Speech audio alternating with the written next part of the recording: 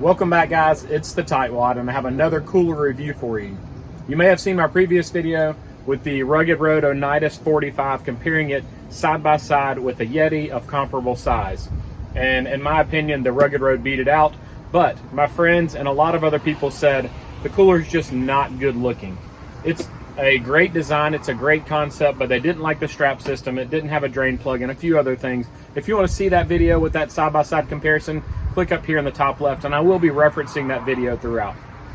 Now, Rugged Road has come out with what they're calling the Rugged Road 65, which we're going to do an in-depth review of today. I'm doing some of the same tests. I'm going to show you the can test, the ice retention test, show it floating in water, and a few other things, but I want to go ahead and zoom in on this one and tell you a little bit more about it.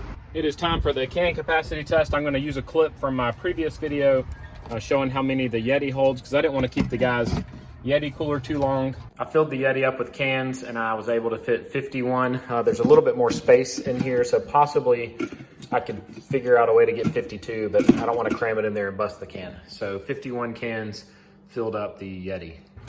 But I have 5 12 packs here equaling 60 total cans. I'm going to put them all in here and see how many it will hold.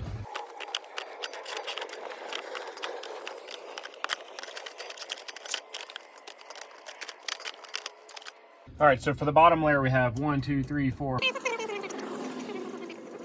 We have 34 cans on the bottom level. Let's go to the top level here.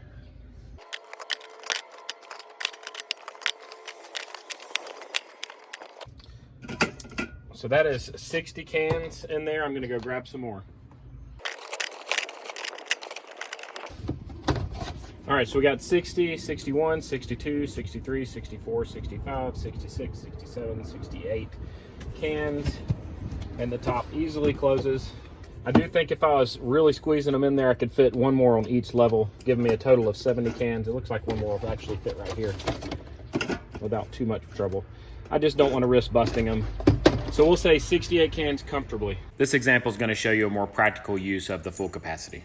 Getting ready for my daughter's birthday party, and you can see I have fit 20 ounce bottles of water and 16 Capri Suns, and that's just on the bottom layer. We still have plenty of room for another layer. I'm gonna add some ice here, and then I'm gonna put the other drinks on top. Just got back from the gas station, topping off the cooler here.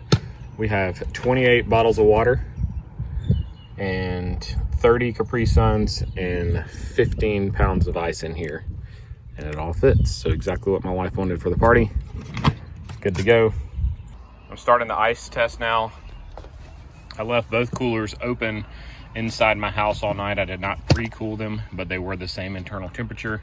Then I loaded them in my truck this morning and took them to the gas station and put 3 bags or 30 pounds of ice in each. I did not fill them completely up, because last time I did the ice test, some of you said I should have the same amount of ice in each of them. So this one also has 30 pounds of ice for 3 bags.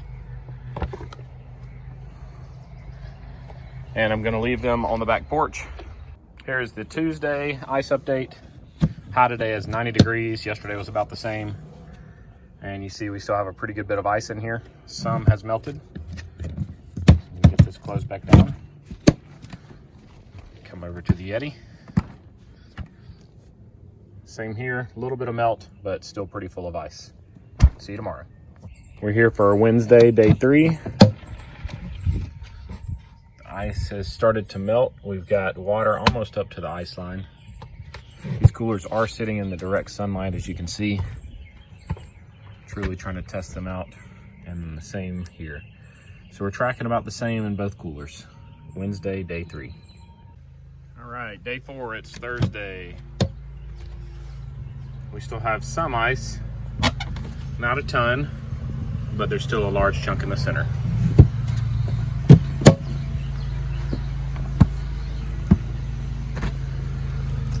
And about the same here.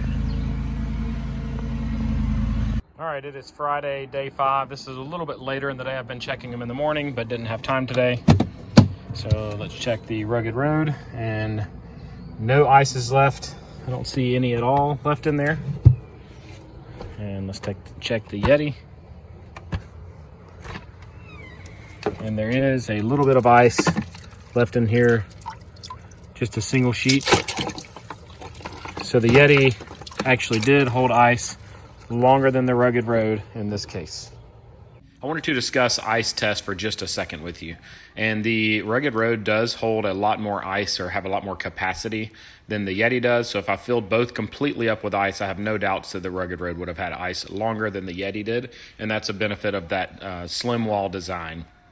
Another thing to consider is the Rugged Road is a gray cooler, while the Yeti was white. Rugged Road does have a tan version, and we know that darker colors absorb heat or sunlight more so than light colors, so that could have played a factor in the ice test because we were in 90-degree days in direct sunlight, which also is why we only got 4 to 4.5 days of ice retention versus the advertised 7+ days that both the Yeti and the Rugged Road support on their advertising. The original intent of this was to get a good thumbnail picture for my video, but then a wave hit the cooler, so I thought it would show the buoyancy as well and how it floats upright. So then I put it out a little bit deeper and let a bigger wave hit it, and you can see it still stays upright. Now that you've seen some of the tests, I just want to talk about the cooler in general and tell you things that I like and don't like about it. We're going to start right here with the clasp in the front. The first thing my Yeti truther friends said whenever he first opened it was, "Ooh, I really like that clasp. I don't like that the Yeti has 2 different clips, one on each side." I firmly agree with that. I hate having to pull down on each side of those. You even saw in the video with the ice test, I slipped with one of them and fell over and had to catch myself. But this clasp is made really well. It's nice thick plastic and a nice stainless steel metal component too. It flips completely down out of the way so that whenever you're not using the clasp, it just stays right down here.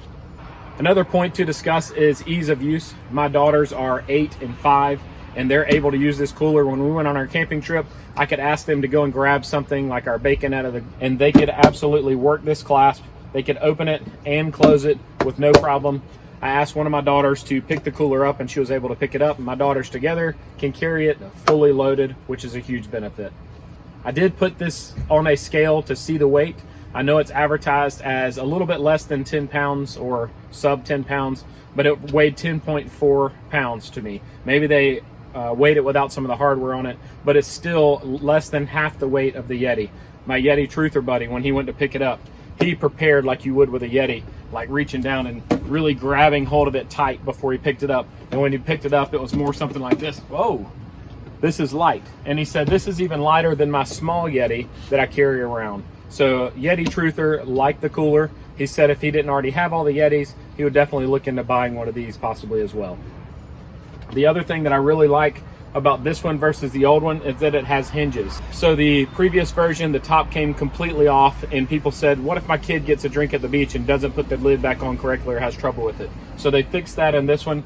You'll notice that the lid has cup holders on the inside, and you may be thinking, why does it have cup holders on the inside? How does that work? Well, the other cool thing about these hinges is that the top comes completely off. You can flip it around and you can latch it in that way. But before I do, I did want to show you this. They have a fish measuring scale right here, or whatever you want to measure with it really. But I did check it out, and it is exact inches going all the way across. So you can measure out your fish. If you're out trout fishing and you have to be within a certain limit, or rebs fishing, you can see that. It's got a nice hard finish on it. You could use this as a cutting board. I showed you the knife test in the other video again whenever I tested the Onitis 45. It's the same type cover on it. This is what's used to bomb-proof the Pentagon, by the way. So it's a very durable surface. But when you flip it around this way and you just push it back into those hinges, you now have your cup holders on top. Great idea. The latch still works on this side as well. So it has the same system on the top and the bottom. Really love the reversible lid. I'm going to take the lid off so you can see the rest of the cooler better. So the way that they accomplished this, I first wondered, how are you going to put a drain plug in a cooler that's made mainly out of foam and then a hard shell? And what they've done is they've used a plastic part on the inside and then screwed into it with high quality stainless steel screws from the outside. The hinges also have a stainless steel pin running through the center of it. I've used these hinges multiple times. I have not broken one yet. It is a very strong plastic. If it breaks, I'll let you know. I don't think they're going to break though. Same with the handles on the side. They have a smooth plastic on the inside and then the stainless steel hardware on the outside. While we're looking at these handles, you can either pick it up by the firm grip handles, the hard rigid ones here, or you can pick it up with this nice rope. I love the texture of the rope. It feels high quality. This feels high quality as well. It's very similar to the roto molded cooler handles. They did incorporate a drain plug. It screws off easily and on easily. It works really well. The only downside to the drain plug is it sweats a little bit. I don't think that's a big problem because all coolers will sweat at the drain plug. This one just gets a little, looks like a little perspiration or condensation on the outside of it. Easily wiped up with a towel. It did not drip. It did not cause a puddle in the floor, but I just wanted to note that it does get condensation on the drain plug. As far as the inside, it has a very thin wall. You saw that in the can test. This one held even more than the previous version, which had a slightly thicker wall. I love that the sides go straight down and that the bottom is flat except for where the drain plug is. This allows you to stack more things evenly. I've used this cooler for lots of things so far. I've used it to go camping, to hold our ice. When we went to the beach, we had 2 Yetis, 1 Igloo, and we used this one to keep the ice inside the house because it was the easiest to take back and forth to refill with ice throughout the week. All in all, I love this cooler. I'm super excited that they agreed to send me one of their new version to review because they liked my honest review on the previous one. If you see some of this video in other advertising videos, it's because I give them the full video once I'm done. I give them the full rights to use it however they want, but I'm glad that you came here to see my thoughts on this cooler. I definitely would purchase a Rugged Road if I didn't already have one. I would have bought this newer model. I hope you guys found this video helpful. If you did and you loved it, hit that thumbs up button. It really helps us out. Go ahead and click subscribe if you want to see any follow-up videos or footage that we get of this Rugged Road cooler or any other coolers that I get in the future. And click any of the videos showing on the screen right now to see some of the other things that I've done. I do lots of do-it-yourself style projects around the house as well as product reviews. So if you're a company looking for an honest review on your product, you don't pay me, you just send me the product, I give a review, and then you can use the footage however you want. And as always, I hope you guys have a great day.